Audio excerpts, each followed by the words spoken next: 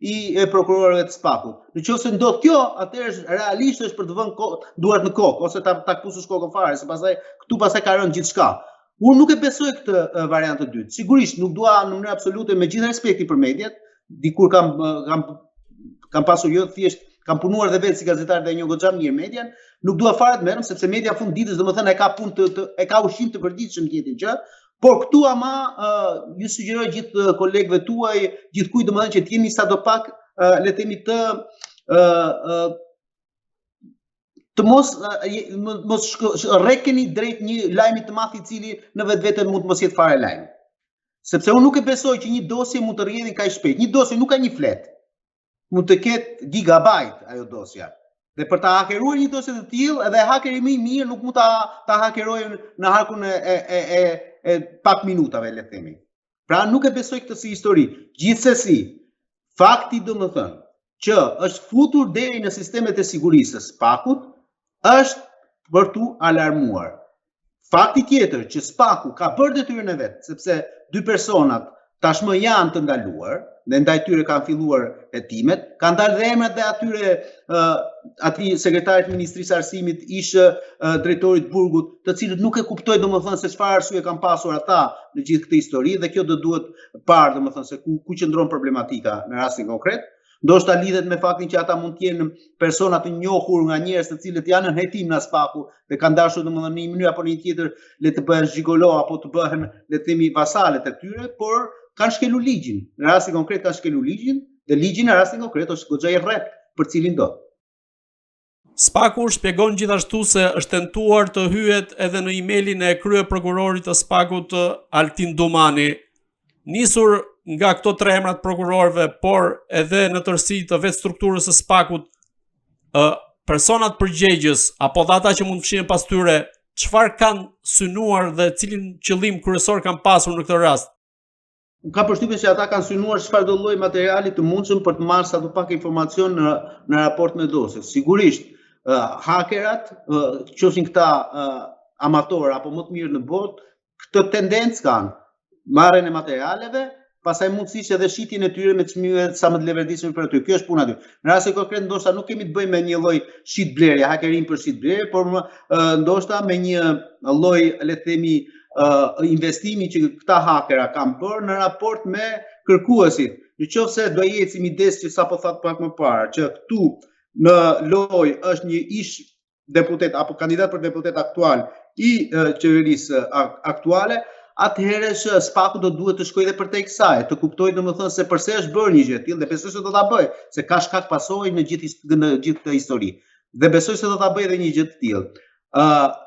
Shikoni, të mos vëmë alarm aty ku nuk ka alarm, të futesh realisht në dosjet, në gjithë sistemin kompjuterik të SPAK-ut, SPAK-u për mendimin tim është gati si CIA ose si FBI në kuptimin, po të them dhe një herë tjetër të asaj çfarë përfaqëson në vetvete ky institucion. Të futesh aty më duket një gjë jashtëzakonisht, do të jesh një haker i hakerave.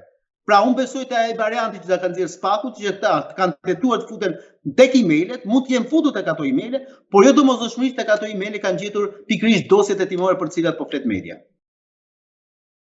Ndërkohë, SPAK bën të ditur gjithashtu se kanë nisur një hetim të brendshëm administrativ dhe ka vërejtur se sistemi i brendshëm i IT-s nuk është cënuar.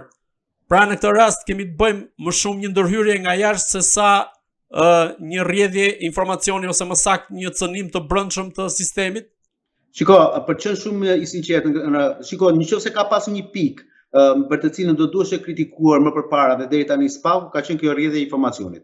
Tani unë nuk di të them sinqerisht domethënë se kush është ky që bën rrjedhjen e informacionit në raport me median, se ti vëre dosjet si dosja e zotit Berisha, si dosja e zotit Meta, si dosja e zotit Erion Veliaj apo të Ilir Beqet, më përpara e morëm vesh domethënë ne në rrugën mediatike, se sa vetë ato që kishte ndodhur në sallën e gjyqit. Kjo nuk është normale për një vend normal europian po flas, sepse unë dua ta konsideroj veten se dhe Shqipëria aderon ose është le të themi në prag të kësaj të qenurit pjesë e Europës.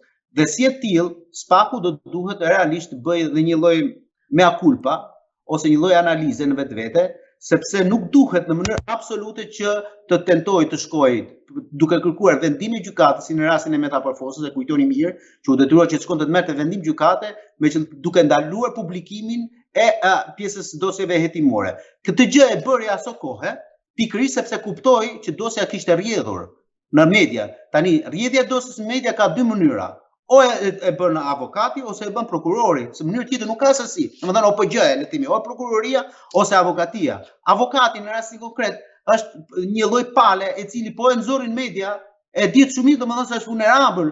Prokurori do ta kuptoj shumë kollaj domethënë që ai bëri avokati një gjë të tillë. Në rast se është shumë i sigurt që s'ka dalë nga ana e prokurorisë. Fakti domethënë që në asnjë rast nuk është le të themi nuk ka shkuar çështja tek avokatia, domethënë nuk është anatemuar avokatia e palve në rastin konkret, do të thotë që vetë Spaku e ka problemin brenda vetes, e ka pasur dhe e ka. Tani unë nuk di të them se nuk jam Nostradamusi që të kuptoj që e ka nxjerr vetë prokurori apo e ka nxjerr një OPG i BK-s hetimore. Fakti është që me kodin e procedurës penale dhe me kodin penal që ne kemi realisht të ndaluar që të nxjerrim, të publikojmë lajme pjesë nga dosja hetimore, sidomos kur kemi të bëjmë me masat sigurimi personal. Kujto këtu. Po ta zez domethënë thjesht për faktin se jemi në kohë reale. Dosja e Spakut dhe vendimi i gjykatës për zotin Erion Veliaj akoma pa u dhënë vendimi kishte dalë në media. Ajo për mendimin tim si avokat është totalisht e ndaluar, nuk ndodh në asnjë vend të Europës, në asnjë vend të botës, aty ku duam të shkojmë, nuk po them për në Afrikë apo vende të tjera, që ty të dalin gjithë dosja domethënë në media dhe të fillojmë të i bëjmë gjyq popullor gjithkujt. Një njeri ka prezumimin e papajësisë deri në momentin ku ka një vendim gjykate. Nëse Erion Veliaj nesër apo cili do qoftë se s'duhet marrë zotin Veliaj, nesër del i pafajshëm, çfarë do të thotë? Se ti nga ana e imazhit atë e ke dërmuar, e ke shkatëruar. Tani ti në raport me media ti do të thuash po mirë ne këtë punë kemi, dakord, por edhe media duhet të jetë në një mënyrë apo në një tjetër në një lloj amalgame me sistemin e drejtësisë. Nuk mundet për çdo gjë, hajde nxirrim, hajde hedhim treg. Se kemi krijuar, po domethënë, ne vërtet kemi pasur një sigurim shtetin, dhe si thon asaj shprehjes, vreshti ruhet vetë, nuk ka nevojë për ujtar. Por në rastin konkret, ne nuk do duhet akoma domethënë që të shkojmë derivati asaj kohe të para viteve 90 të vijojmë me të njëjtën procedurë, duke bërë çdo gjë llum, dhe në fund pastaj robi është dënuar para se të marrë vendimin e gjykatës.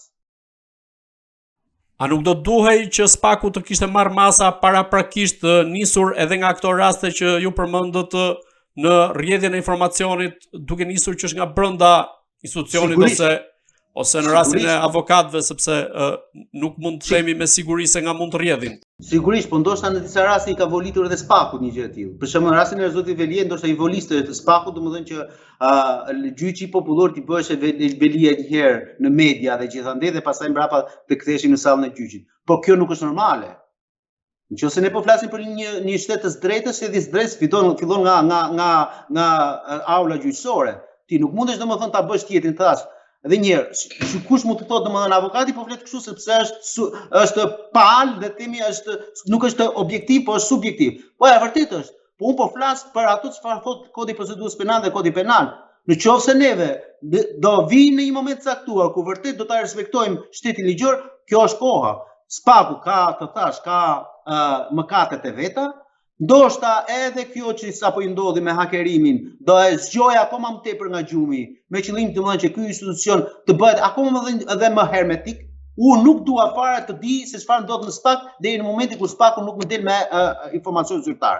Unë besoj informacionin zyrtar të Spakut dhe dua që ky institucion të bëjë hetime të thelluara dhe të qëndrueshme, mundësisht mos kërkoj masa sigurimi personal jashtë çdo logjike normale, sepse gjithmonë kam qenë i tezë që masat e sigurimit personal në Republikën e Shqipërisë janë në disproporcionalitet të plot me vendimin që mund marrë gjykata.